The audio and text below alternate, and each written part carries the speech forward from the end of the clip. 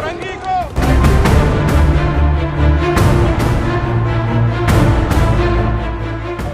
آج ہم اسمبلی میں موجود ہیں، 2 مہینے بعد اسمبلی اسٹارٹ ہوئی ہے۔ آج ہم کراچی کے پانی کے لیے بات کرنا چاہتے ہیں، لیکن ہماری بات نہیں کرنے دی جا رہی، ہمیں مائک نہیں دیا جا رہا۔ یہ پیپلز پارٹی نے ظلم کی انتہا کر دی ہے۔ 2 مہینے ہو گئے کراچی کے اندر پانی نہیں ہے۔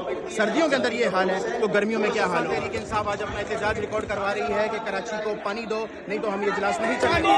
کراچی کو بجلی دو، کراچی کو روڈ دو، کراچی کو پانی دو۔ آپ دیکھیں اپوزیشن کی آواز دبائی جا رہی ہے، اس لیے آج ہم ایوان میں کھڑے ہیں کہ شہر کراچی کا حقوق کے لیے کراچی شہر کو پانی دیا جائے۔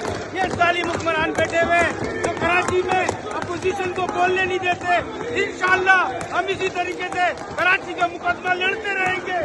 کراچی کو حق دو۔